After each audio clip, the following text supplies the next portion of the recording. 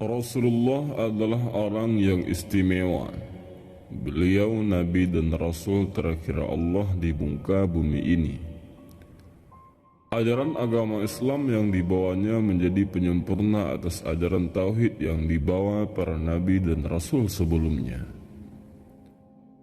Oleh sebab itu, Allah memberikan kekhususan ataupun keistimewaan kepada Rasulullah, sesuatu yang hanya ada dan berlaku pada Rasulullah, tidak pada Nabi, Rasul, ataupun manusia yang lainnya.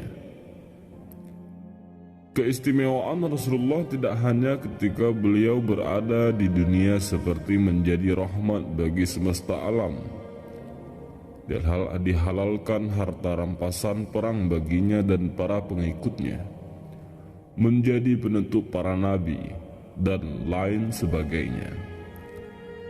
Namun juga saat di akhirat kelak. Merujuk dalam kitab Syekh Syirasyatul Rasul, setidaknya ada 8 kekhususan ataupun keistimewaan yang diberikan Allah kepada Rasulullah di akhirat kelak.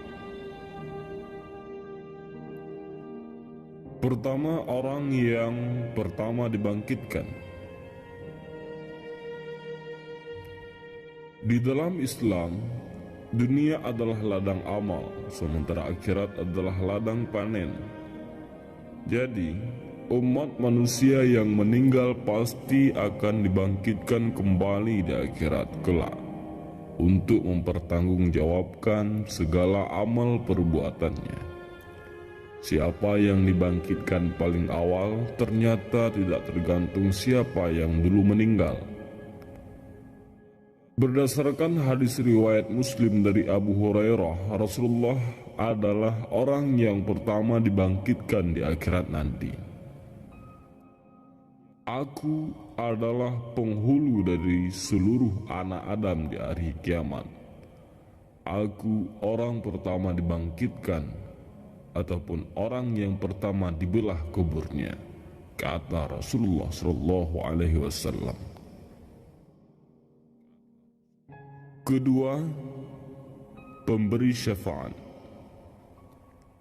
Di hari kiamat nanti, manusia berbondong-bondong mendatangi para nabi dan rasul untuk meminta syafaatnya.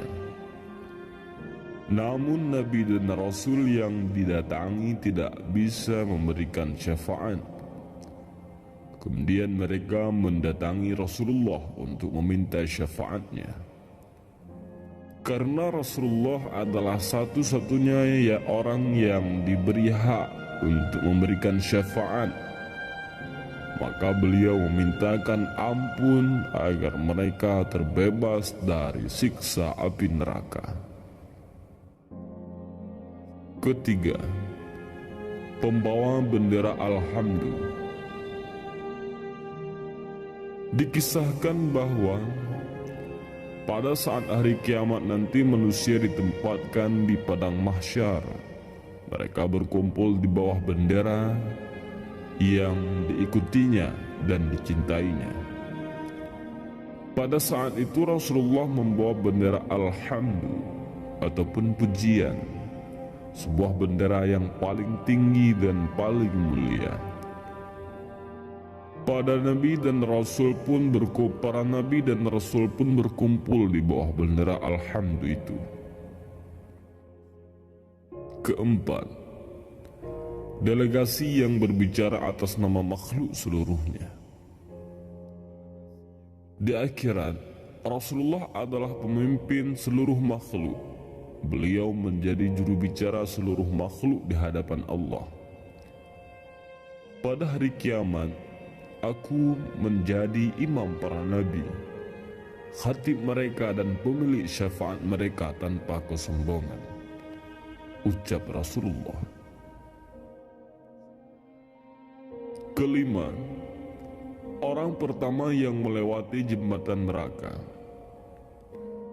Disebutkan bahwa nanti di hari kiamat ada jembatan ataupun sirat yang dibentangkan antara tepi neraka Jahannam Rasulullah adalah orang pertama yang berhasil melewati jembatan tersebut.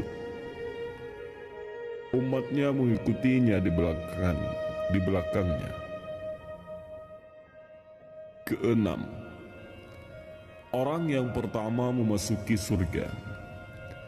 Rasulullah adalah orang yang pertama kali mengetuk pintu surga dan yang pertama sekali memasukinya. Di dalam hadis riwayat Muslim disebutkan bahwa malaikat tidak akan membukakan pintu surga kecuali Rasulullah yang mengetuk dan memasukinya untuk pertama kali. Ketujuh, orang yang memiliki derajat paling tinggi di surga. Allah Subhanahu wa Ta'ala memberikan Rasulullah derajat yang paling tinggi di surga kelak. Apapun yang diminta Rasulullah pasti akan dikabulkan.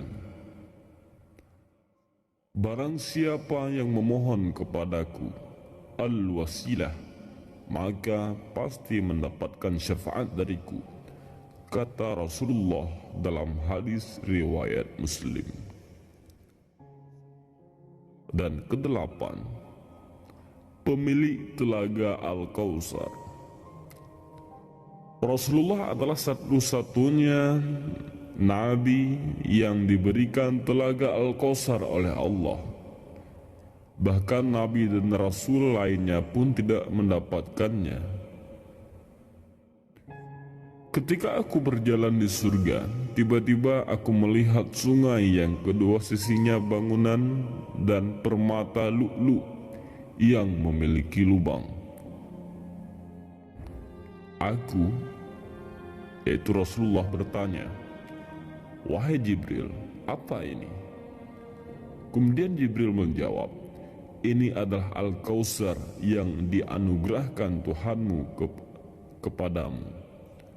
Tanahnya atau wewangiannya dari minyak miski yang sangat wangi," kata Rasulullah dalam hadis riwayat Bukhari. Itulah 8 keutamaan ataupun kelebihan Rasulullah di hari kiamat. Wallahu a'lam bishawab.